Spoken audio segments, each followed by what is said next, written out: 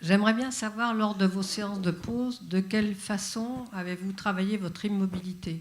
Je suppose, malgré les douleurs musculaires, comment avez-vous senti une transformation du corps à l'intérieur pour en fait rester vivante malgré le fait de ne pas bouger?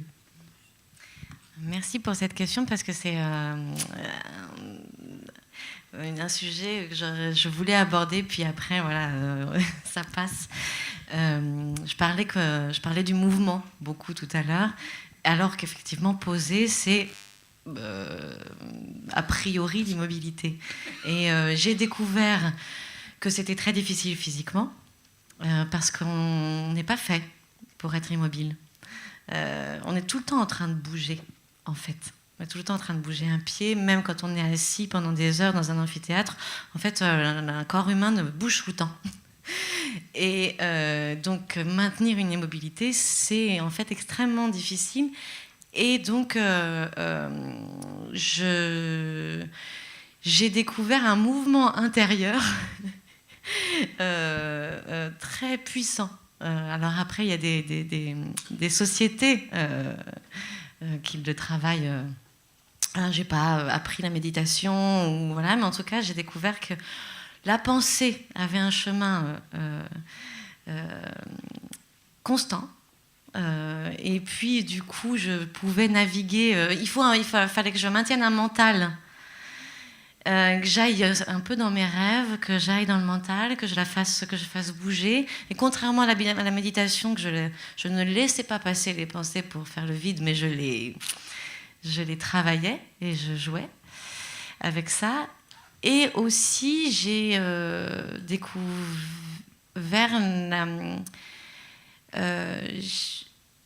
l'existence du micro-mouvement, la triche. Donc, après, j'ai travaillé, j'ai parlé très rapidement tout à l'heure de la danse buto, qui est une danse qui peut faire travailler un mouvement très très très lent pendant très longtemps, et ça m'a aidée quand même. Mais voilà, on peut avoir l'air d'être immobile et d'être toujours en train de chercher un micro-mouvement intérieur, qu'il soit musculaire ou osseux. Et alors là, bon, voilà, ça. Et je pense qu'il y a une histoire de... C'est ça qui rend vivant. Parce que si on ne cherche pas ça, autant qu'on nous prenne en photo. Et effectivement, on parle de la photo. Et je pense que c'est ça qui fait vibrer quand même. Qui fait vibrer un modèle, peut-être. Voilà. Une question par Madame Wilder, au premier rang de l'étage. Pour Freud, le psychanalyste ne parlera jamais que des effets de l'art. Ne saura quelque chose que des effets. L'artiste en sait sûrement davantage, même s'il ne sait pas le dire ou ne souhaite pas le dire. Je voudrais donc vous envoyer cette question.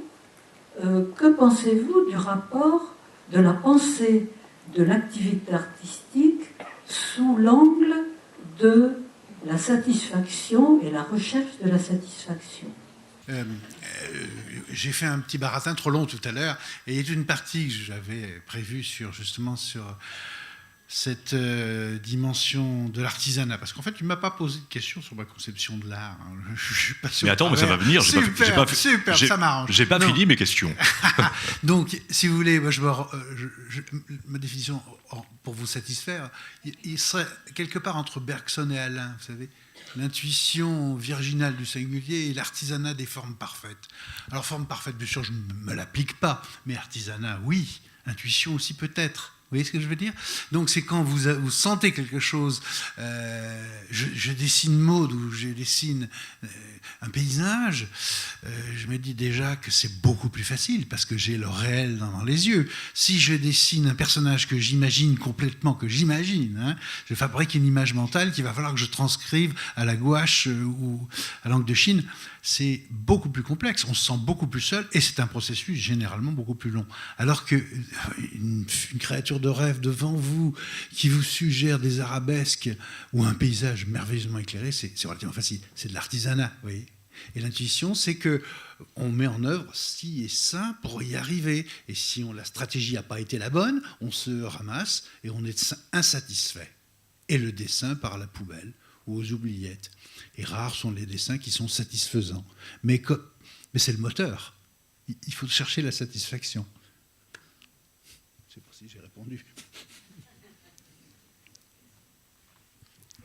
Alors, Jean, en ce qui concerne ta définition de l'art, attends, mais tu nous l'as partiellement donnée, oui. Puisque tout à l'heure, j'ai bien écouté, figure-toi, oui.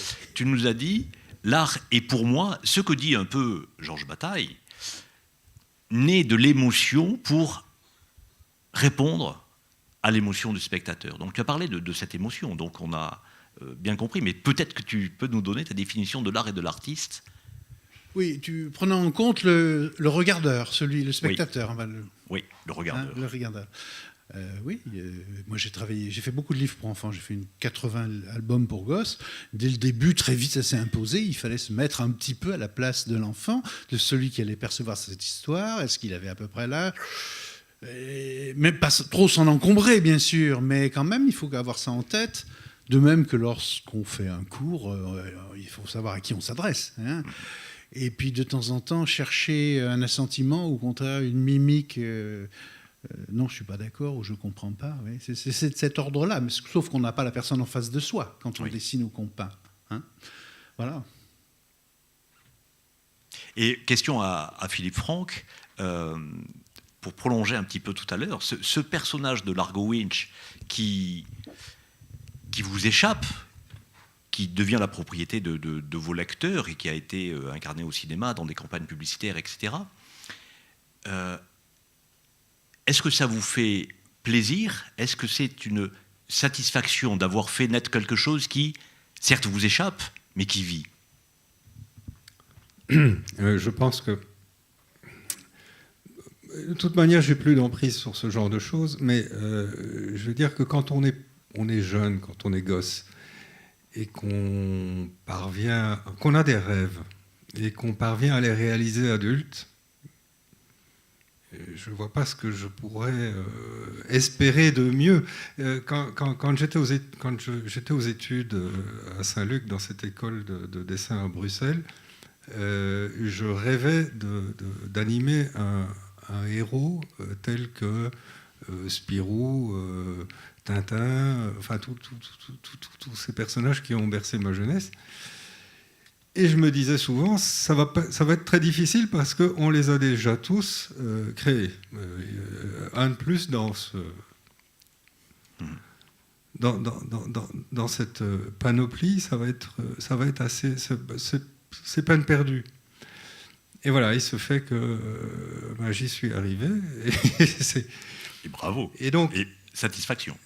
C'est une grande satisfaction. Et après, évidemment, ce personnage qu'on a un jour créé, tout doucement, il vous échappe parce qu'il appartient. Il faut bien savoir aussi qu'en bande dessinée, c'est un artisanat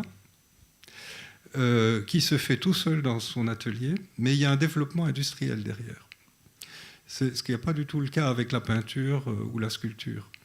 On est toujours face à des œuvres originales, alors qu'un album de bande dessinée est un produit industriel. Et donc, évidemment, cette industrie se met en route à partir du moment où il y a des acheteurs. Traditionnellement, en bande dessinée, ce sont les lecteurs qui décident si une série, un personnage, va continuer à exister ou va s'arrêter très vite. L'éditeur n'est pas fou. S'il vend du bouquin, il le revendra l'année suivante. Mais à partir du moment où il voit le tirage diminuer, très très vite, on met l'auteur au courant et on lui dit je pense que tu devrais peut-être créer un autre personnage parce que celui-là, on va l'arrêter. Autre question, vous étiez il n'y a pas très longtemps en Chine, vous étiez invité là-bas et vous avez rencontré des homologues auteurs de manga.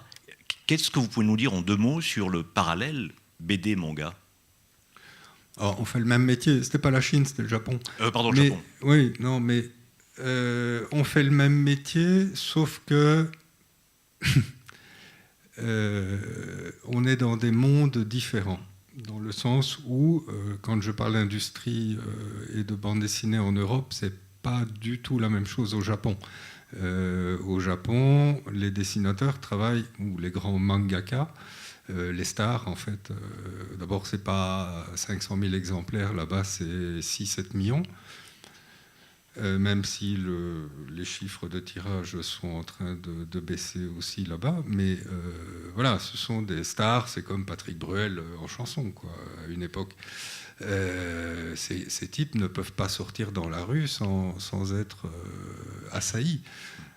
Et donc, ils ont des équipes, et ils travaillent avec, je ne sais pas, une quinzaine de collaborateurs. Et ils ont intérêt à avoir une équipe performante parce que les albums, ils les abattent. C'est pas un album tous les ans ou tous les ans et demi comme moi je peux me le permettre ici en Europe. Chez eux, c'est... D'abord, je pense que j'ai dû faire rire tout Tokyo en disant que j'allais terminer un album et puis j'allais prendre 4 ou 5 mois de vacances. Ça a fait le tour de Tokyo. Le lendemain, tout le monde était au courant. Donc je me retrouve chez un éditeur qui me dit « Vous nous avez bien fait rire, on vous a entendu. » Voilà. Non, les gars, les assistants des dessinateurs de bande dessinée, il n'y a pas très longtemps encore, ont manifesté et sont parvenus à avoir le samedi libre. Parce qu'ils travaillaient quand même 6 jours sur 7. Et le dessinateur, lui, quand ses assistants sont au repos le samedi et le dimanche, ben, il reprend les rênes et il travaille le samedi et le dimanche. Ça, c'est comme moi. Je travaille aussi le samedi et le dimanche. Mais il n'y a pas la pression qu'il y a au Japon sur l'équipe créative. Oui. Une question, Madame Gemma Durand. Pardon, Madame, allez-y. Et après, Gemma Durand. Une question pour Christophe Genin. Alors, Christophe Genin, est-ce que ce qui vous intéresse le plus dans votre travail sur le street art et également sur le graffiti, est-ce que c'est l'engagement, la réflexion, la résistance de l'auteur du street art, ou bien alors l'art en tant que recherche esthétique? Les deux. C'est pas du tout incompatible. Au début, c'était surtout le caractère atypique. C'est-à-dire que moi, je m'intéresse à ça depuis 1985. Bon. C'est le caractère atypique, populaire, on va dire spontané au départ. Le fait d'investir ce qu'on appelle aujourd'hui des non-lieux, par exemple beaucoup de friches. Par exemple, Berlin, comme on dit, Berlin, c'est la Mecque du street art, parce que tout simplement, c'était une ville ravagée dans laquelle il y avait énormément de friches, et surtout après la chute du mur, où les Russes ont laissé des espaces indifférenciés qui ont été investis. Bon. Donc, il y a et ce qu'on voit maintenant aujourd'hui, l'évolution, c'est la requalification des villes. Et par exemple, beaucoup de villes, en particulier de petites villes, où il y a des associations de quartiers, il y a des maires qui s'interrogent comment requalifier leur ville. On le fait par le biais des street artistes, soit locaux, il y a des jeunes des cités, etc., et puis on les débauche, enfin on leur dit, bon voilà, tant qu'à faire des saletés sur un mur, autant que tes saletés soient belles. Bon. Et donc à ce moment-là, on leur donne des moyens. Il y a des manières parfois par des associations locales de redonner du sens à des populations souvent désœuvrées. Bon, j'ai vu ça par exemple à Gennevilliers, où on m'avait invité pour voir ce type de population, où on va au contraire inviter des grandes vedettes nationales et internationales pour donner une certaine aura esthétique à une ville, dans un programme de réurbanisation. Ça peut se voir à Nancy, ça se voit à Rouen, ça se voit à Sète, enfin, ça se voit un petit peu partout maintenant, par exemple en France. Pour vous donner un exemple, la ville d'Antony a commencé à faire un festival de street art, tout simplement parce qu'ils se sont rendus compte lors des fameuses journées du patrimoine qu'ils n'avaient pas de patrimoine. Donc qu'est-ce qu'ils ont fait? Ils ont fait un festival de street art. Et maintenant, le street art devient patrimoine local. Donc il y a des choses qui sont vraiment très intéressantes. Et moi, ce qui m'a plu, c'est...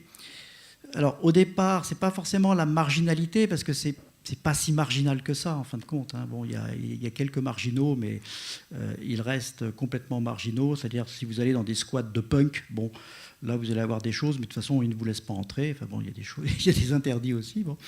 Mais c'est ce rapport, moi, ce que j'appelle l'urbanité dans les deux sens du mot. Le français permet cette ambiguïté, c'est-à-dire que l'urbanité comme manière donc de de redonner sens à la ville et l'urbanité tout simplement comme forme de sociabilité.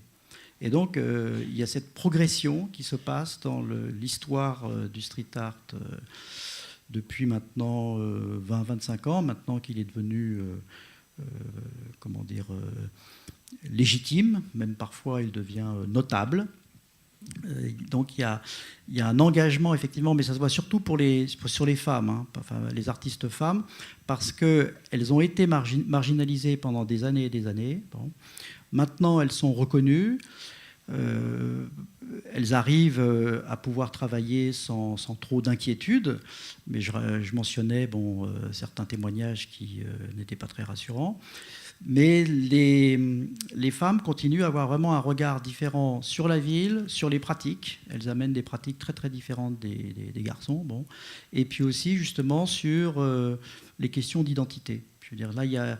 Donc tout ça, je veux dire, moi je suis philosophe de formation, je veux dire qu'il y a toute une série de questions qui interviennent sur les murs des villes, qui nous sont présentées, exposées, et puis après il y a un travail d'analyse à faire qui prend des années et des années, et puis maintenant il y a toute une série d'universitaires qui s'y mettent, quoi. Je ne sais pas si j'ai répondu à votre question. Mais bon. Madame Durand. Oui, merci Jacques, merci à tous les quatre. Ma question est à Jean Clavry et puis après à Maude Foissier, parce qu'en fait elle est en miroir. Jean Clavry, vous avez parlé d'émotion, cette émotion qui est antérieure à l'œuvre, qui elle-même ensuite sera source d'émotion pour la personne.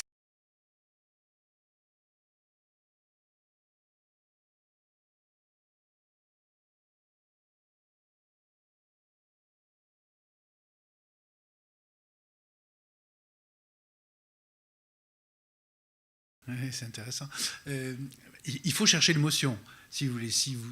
Parfois, vous voyez, de temps en temps, pour des raisons de rencontres, je vais dans un atelier où il y a du monde, des amateurs, un peu tout. Je vais dessiner, le modèle est là. Le modèle ne m'inspire pas. Je sais que je ne ferai rien. Vous voyez ce que je veux dire ? Par contre, si on travaille avec le modèle et qu'on cherche l'angle de vue, l'éclairage, enfin tout ce qui fait qu'une image est une image et qu'un personnage est sur un fond, sur un décor, déjà, vous avez l'émotion. Vous êtes en train de la créer, une sorte de premier degré. Hein, et après, il va falloir honorer cette émotion. Et là, il y a toute la culture qui vient. Dürer a fait comme ça, Picasso a fait comme ça. Où est-ce que je vais trouver mon chemin là-dedans ? Et l'homme des cavernes aussi. Oui. Donc il y a plusieurs moments d'émotion. Alors bien sûr, il y a une émotion à la réception, mais ça, on n'en sait rien. Hein. C'est vrai que c'est agréable quand on a des gens qui vous écrivent ou qui vous parlent. Ou, je ne prendrai qu'un exemple. Faisant des cours à des premières années à une époque de dessin, j'expliquais aux gens, vous savez, les gens ont toujours déjà fait du dessin, ils noircissent, ils fatiguent un peu, ils peinent. L'écriture ne vient pas spontanément. Et alors, je leur explique par un petit schéma, comme l'avait fait mon maître Chancrin, qu'il l'avait hérité de la place lui-même de Ingres. Comment tracer un nez de façon simple, hein, avec 3 plans, et après aller un peu plus loin et imaginer le circuit de la lumière. Vous voyez ce que je veux dire ? On leur explique ça de façon très simple, et puis tiens, une tête, c'est ça. Et le lendemain, je les voyais arriver avec leurs pommes d'api, leurs astrapis, leurs j'aime lire de leur enfance, pour que je leur dédicace les livres qu'ils avaient eus étant petits. Vous voyez ce que je veux dire ? Là, c'est une forme de réception qui est très, très amusante, quoi. Très drôle. Merci. Et donc, si je peux continuer une seconde, Maude Foissier, je voudrais vous interroger sur la question de la pudeur. Je pense que les voiles sont multiples, mais que dans tous les cas, la pudeur est nécessaire, parce que c'est elle qui permet de rester en respect et en interaction et en langage avec l'autre. Vous avez dit 2 choses, enfin vous avez dit beaucoup de choses très belles, mais j'en ai retenu 2 qui concernent la pudeur, parce que quand le voile-vêtement disparaît et que vous êtes nu, je pense que les voiles sont ailleurs, mais qui sont toujours présents. Et j'en ai entendu 2 dans vos propos. D'abord, le maintien de la place de sujet vous concernant, quand vous avez dit « je demande à être appelé par mon prénom ». Et ensuite, la qualité du regard de celui qui vous peint, qui elle aussi va faire voile. Donc ma question est la même. Si ces éléments qui vont faire voile et qui vont maintenir la pudeur ne sont pas respectés, est-ce qu'il vous est arrivé de refuser de poser ? Je n'ai jamais refusé de poser parce que ça ne m'est pas arrivé, que ça ne soit pas respecté. Voilà, parce que je ne suis pas allée tenter le diable dans des endroits où je n'avais pas de sécurité confirmée. Que ce soit par une réputation ou par, par la réputation, quelle qu'elle soit d'une école, soit d'un peintre ou d'un groupe de peintres. Donc ça a toujours été respecté. Mais sinon, sur l'émotion et la pudeur, je crois...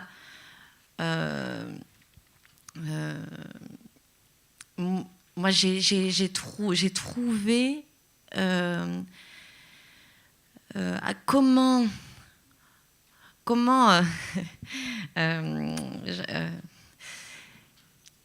moi aussi, voilà, puisque je cherche à ne pas être passive dans cet acte-là, d'être modèle, comment je fais pour que ce soit dialogue et que ce soit pas simplement, et que j'y trouve moi aussi une petite partie de création. Et que c'est ça qui va se passer, même si dans ma qualité de modèle vivant je reste très humble, c'est complètement différent que quand je suis comédienne ou metteur en scène, et je crois que c'est par l'espace que j'ai trouvé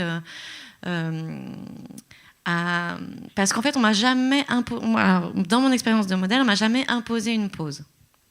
On m'a jamais dit tu vas poser comme ça. On m'a toujours laissé le choix de ma pose. Et ça, c'est un très beau cadeau pour le modèle. Peut-être parce qu'on me faisait confiance, mais c'est un très beau cadeau parce que c'est aujourd'hui mon émotion, c'est quoi ? Mon corps, mes courbatures peut-être. Et donc, je vais aller là. Je vais donner aujourd'hui, pour cette séance-là, peut-être que on va faire plus un peu du croquis et on va travailler sur du mouvement parce que hop, je suis en forme. Ou une autre semaine, parce qu'on ne m'impose pas, j'arrive avec... je donne cette émotion-là et je la transforme et j'en fais une pause. Et je crois que c'est parce que on m'a pas imposé de pause que j'ai pu donner, je crois, des belles pauses. Des pauses en tout cas qui ont donné du sens, qui ont donné envie d'être peinte. Merci beaucoup, vous êtes actrice de votre posture.